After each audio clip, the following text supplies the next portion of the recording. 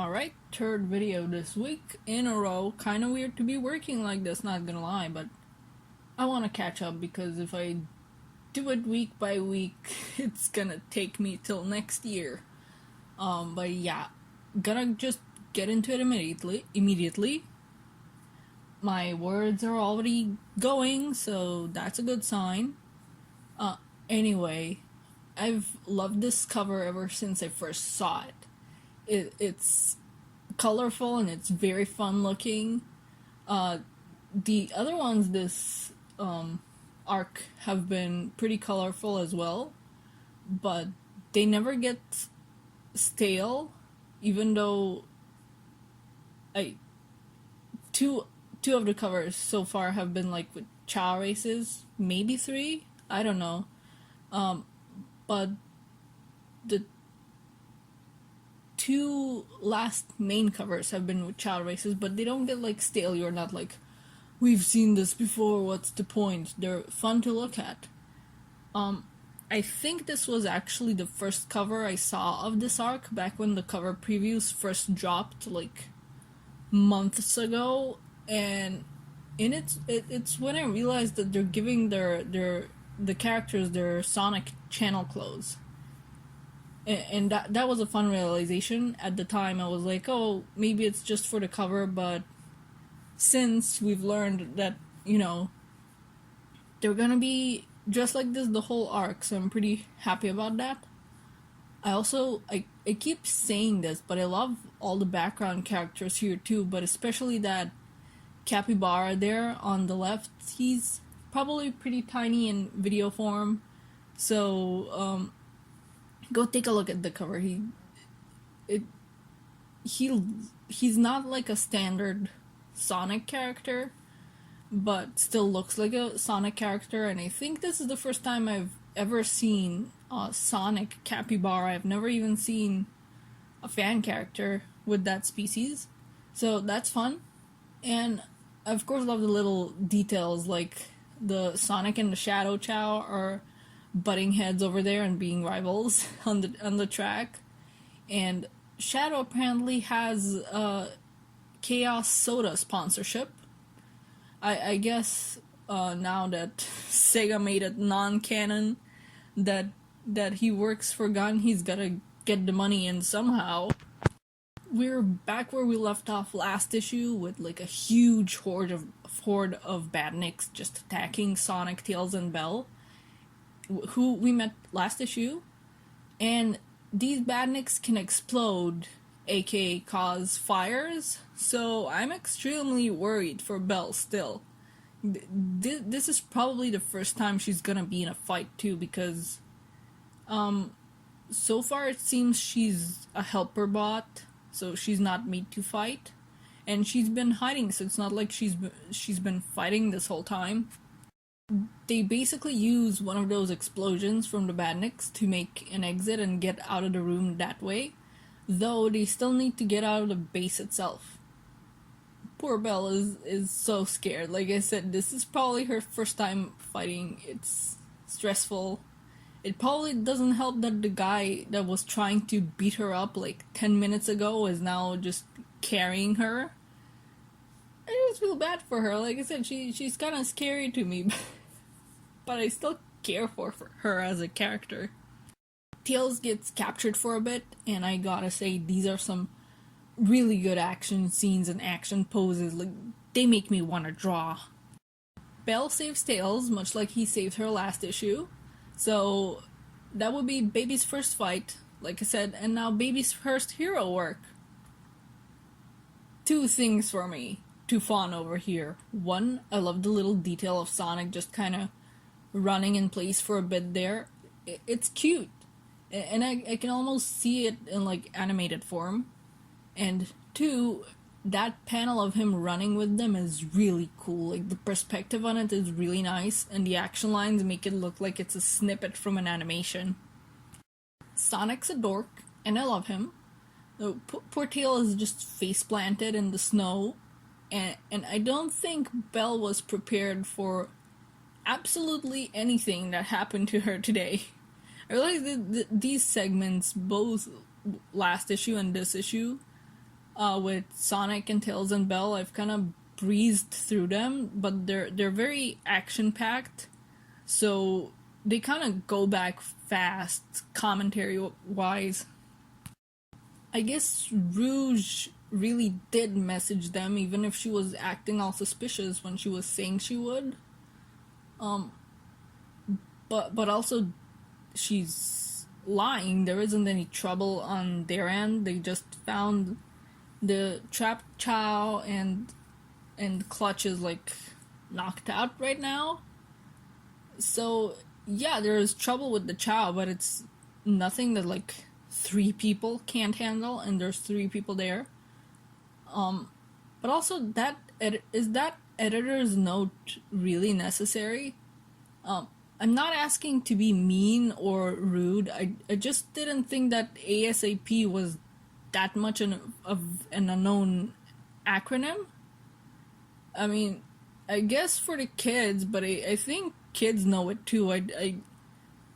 I've heard it in like kids shows plenty. I don't know. I love that their cheeks are kind of smushed over there as they're trying to both watch on a small screen. And I love the little simplified design panel. Belle's just in the background like, what's a white park? Who the heck is Rouge? What's happening? Oh my god, Sonic. Rude. I like this though. I feel like it's a return to some of his characterizations in the 90s and early 2000s. Like, yeah, Sonic's a good guy, but he wasn't acting all good and pure like 24/7. Sometimes he just couldn't be bothered and needed a bit of convincing from his friends. The best example I can think is from the OVA, with the shut up Tails moment. And I like that, and it doesn't feel out of character since we know Sonic is still bothered by the stuff with Mr. Tinker. And he's probably just fed up with some things after the Zombot virus in general. One of my favorite things is characters that are new to Sonic learning that Sonic flies on the tornado by standing on the wings, and having to catch a ride by also standing on the wings. It's kind of impractical. I mean, you never know who you're gonna run into with like a biplane. Like in this case, Belle, and she's just having one heck of a day. There's Ponette and her Feroxes again. I rambled about her cameo the last time she popped up, so I'll keep this short for those unaware, but by this I mean the white dog. I think she's a dog, with the green chow. That's a cameo of Ponette. She has a blog called Thanks Can Penders on Tumblr, where she's in the middle of reviewing like all the old Archie Sonic comics, so check it out if you want. I'm unsure if the other character she's with is based on anyone or just a random character though. Some speculate that it might be like a throwback to Betty Butterfly, which is an obscure as heck character that Ponette has made fun of plenty of times. But yeah, go check it out if you want. Belle's face at Amy suddenly hugging Sonic though. Same girl. Same. Okay, so for like a few moments, I didn't realize that this character is a rabbit. And I thought she had like really weird hair that's shaped like some weird bird thing with... It's an earring, but I thought that the back of the earring is an eye, and that the front of the earring is like a weird little beak. And for a second I was like, wait, is that what Belle is actually squinting at? But no, it's fine. That's a rabbit. Tinkering, eh? We get more obvious hints as to who made her. And she has a multi-tool hand. I think we saw that in the model sheet that got released before she got her debut.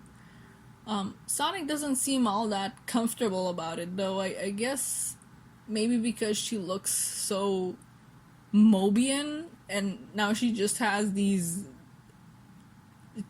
opened up fingers with tools inside them. Clutch is still face planted. It's what he deserves. And Cream is absolutely fed up with him. I think a big meanie is like the worst thing she can manage to call someone, other than maybe jerk. But also, is it gonna become a thing where Cream befriends all the like wayward robots from Eggman / Mr. Tinker? Oh my god, he was playing possum? That's so clever, he even managed to fool a robot with it. And his freaking cane is a gun? This character is a jerk, but good god, his design isn't cool, and like the stuff he can do is cool.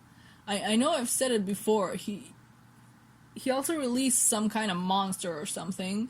Though, judging from one of the variant covers, I think I might know what it is. Yup, it's that one polar bear badnik, which is one of my favorites. But I love polar bears, so it isn't a surprise that I love this badnik and this design. It seems like Clutch hasn't used it in a hot minute though. It looks kind of dusty and has some cobwebs on it. Amy hits it with a hammer, and we know how strong she is with that thing. And she literally barely even dents it. Jeez.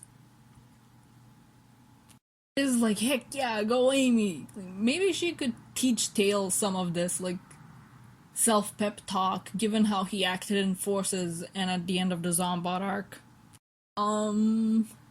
Tails got kidnapped, and he's with an also kidnapped Rouge on a roller coaster. The hooded figure, who we know is Starline, is at the front, so he's definitely just being extra again. Tails apparently got attacked by Rouge, but she tells him that she didn't attack him willingly.